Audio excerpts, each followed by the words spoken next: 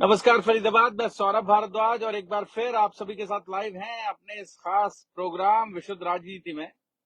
और आज बड़ा महत्वपूर्ण दिन था, 16 सितंबर यानी इलेक्शन में जो प्रत्याशी खड़े हैं, जिनके फार्म सही पाए गए और जिन्होंने अपने नाम वापस नहीं लिए थे, उन्हें आज इलेक्शन सिंबल बांटे गए।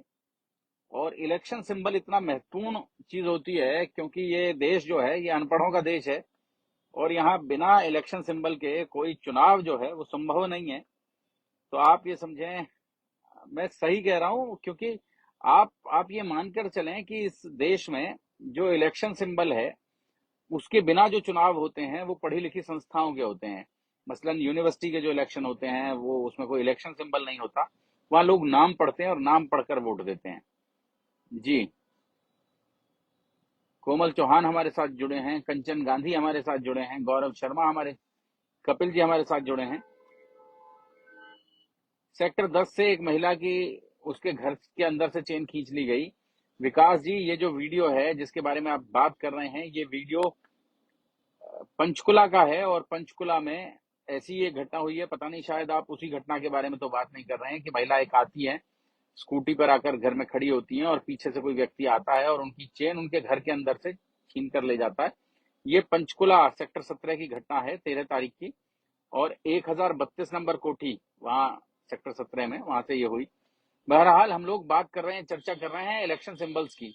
इलेक्शन सिंबल्स भारतीय लोकतंत्र में बहुत महत्वपूर्ण है और खासतौर से वहां जहां अनपढ़ों ने वोट डालने होते हैं।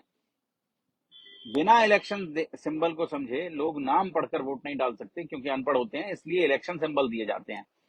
अब आप ये समझें, आज जो हरियाणा में इलेक्शन होना है, 5 निर्दलीय प्रत्याशियों की हम बात करेंगे जिन्हें इलेक्शन सिंबल मिले हैं, जो अपने सिंबल पर चुनाव लड़ रहे हैं। सबसे पहले चर्चा शारदा राठौर की, बल्लभगढ़ से चुनाव लड़ रही हैं और शारदा राठौर को इलेक्शन सिंबल मिला है गैस का सिलेंडर। जी, और वहीं दूसरी ओर इलेक्शन में खड़े हैं राव राम कुमार, मजबूत प्रत्याशी हैं, निर्दलीय पर्चा भरा है और उन्हें मिला है सेब, चुनाव चिन्ह सेब। जी,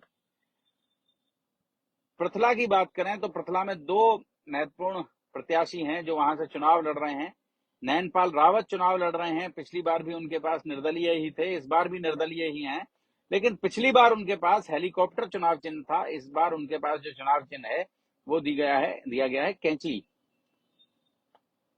और फरीदाबाद हम लोग बात कर रहे हैं पृथला की। पृथला में एक और निर्दलीय प्रत्याशी हैं, दीपक डागर। दीपक डागर को चुनाव चिन्ह दिया गया है बल्ला, बैट जिसे कहते हैं। और तिगांव विधानसभा क्षेत्र में भी ललित नागर निर्दलीय प्रत्याशी के रूप में चुनाव लड़ रहे हैं और उनका इलेक्शन सिंबल जो है वो है नारियल फार्म। उनका कई सारे नारियल के पेड़ जो हैं वो उनका चुनाव चिन्ह है। तो शायद तीन नारियल के पेड़ हैं जो उनका चुनाव चिन्ह है।